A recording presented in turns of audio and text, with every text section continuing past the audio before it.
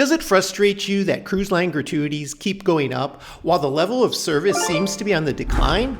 It's almost as if you have to book a luxury cruise line these days in order to get great service. Well, I've learned a few tricks over the years, and in this video I'm going to share with you 5 hacks that you can use on your next cruise in order to get great service without overpaying for it.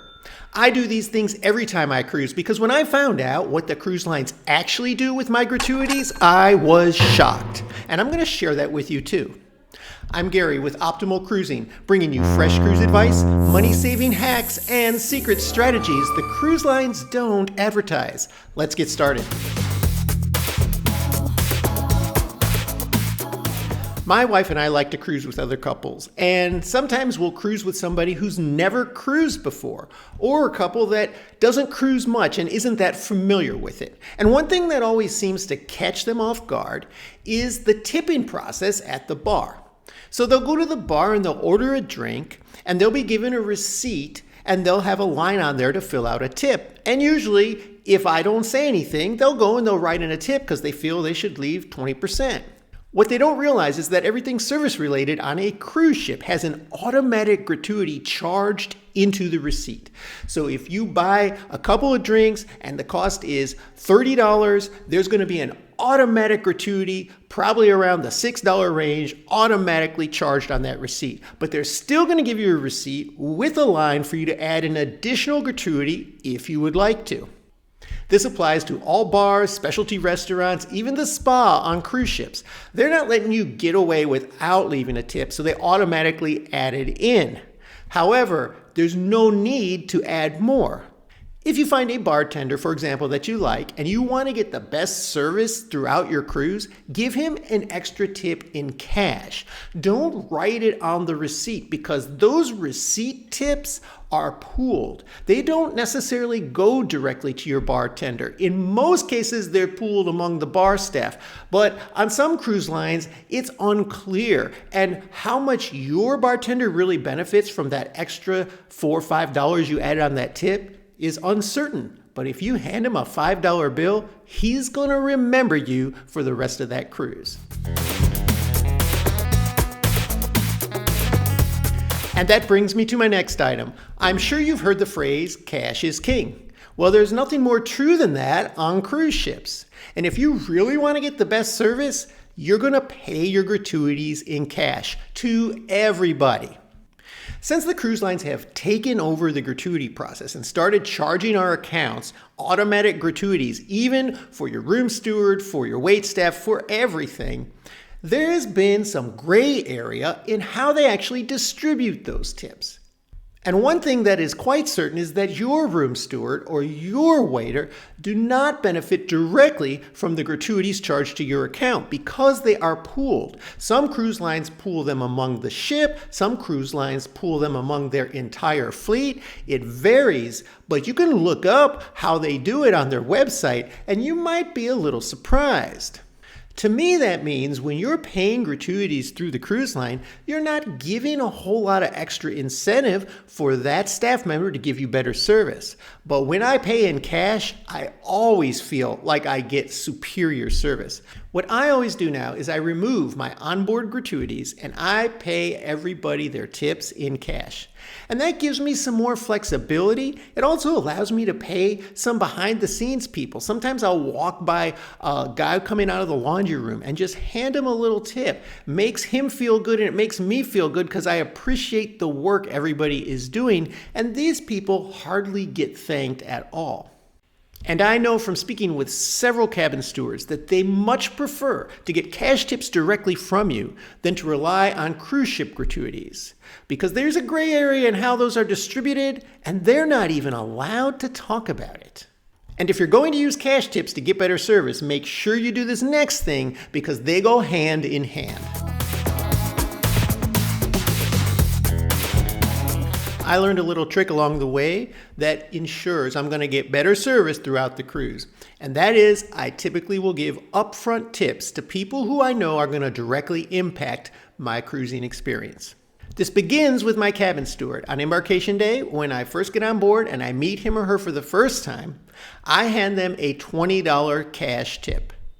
This signals to them Not only that I will be tipping, but I'll be tipping in cash. And they'll be getting 100% of my tips, not some filtered down method that the cruise line might use with charged gratuities to your stateroom account. Cabin stewards are always very thankful to receive this from you and extremely attentive to you from that moment on. And I do the same thing with a bartender or two. I might not do it on the first day of the cruise because it might take me a day or two to figure out where I'm going to be spending time and what bartender I like. But once I find one, I give them a cash tip that first or second day and ask them to take care of me. And from then on throughout the cruise, they're constantly looking for me. When I show up in the back of a bunch of people, they're like, hey, what do you need? Your level of service will greatly improve by giving cash tips and signaling that by giving a cash tip up front, and then following up with subsequent tips on other days or at the end of the cruise to take care of the people who served you directly.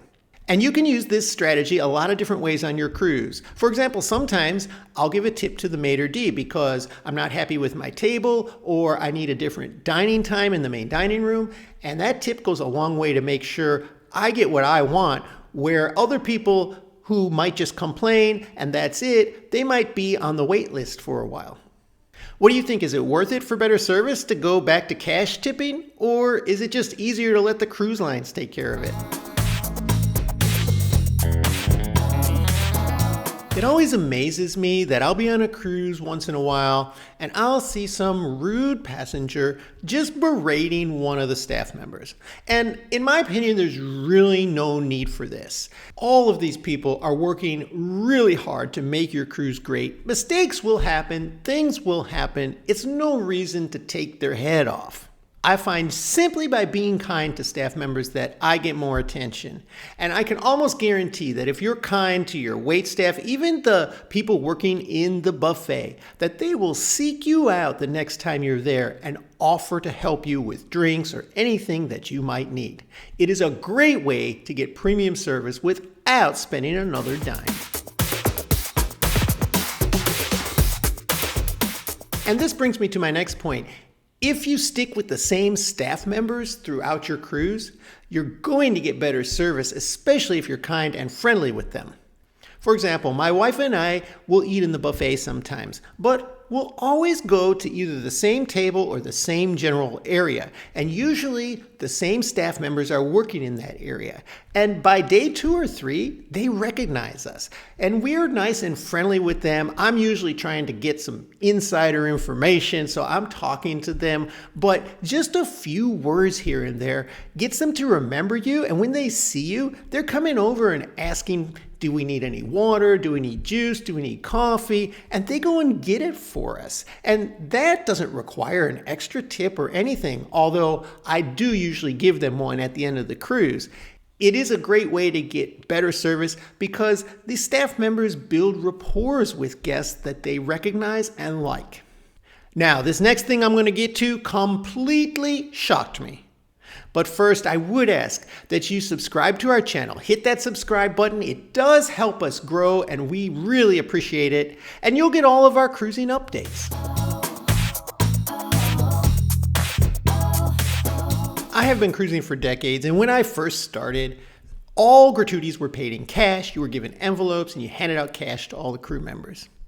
And when cruise lines started going to automatic gratuities, it was to make sure that everybody was paying them and that it went to all of the crew members, which I agree with to an extent.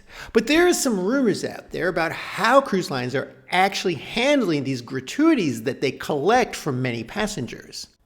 Well, a Royal Caribbean employee actually posted online his pay stub, which seems to indicate that he's not actually really benefiting from those gratuities that we're paying.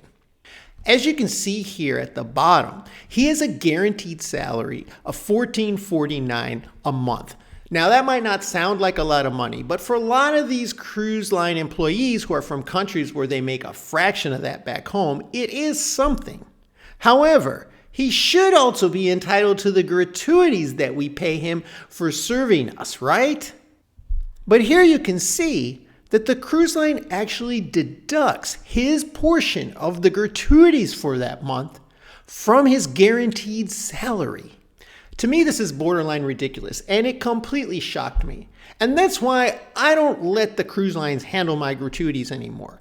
And that might mean that some guy in the laundry room doesn't always get a tip from me, but I am giving the gratuities to the people who actually serve me. And those workers behind the scenes are actually working their way up into front-facing positions where they will get these gratuities. Based on this cruise line employee's pay stub, he's not even benefiting from the gratuities the line is collecting from us. In fact, the cruise line has to pay him that guaranteed salary no matter what. So he'll benefit a whole lot more if we tip him in cash, because that will be on top of what the cruise line has guaranteed him.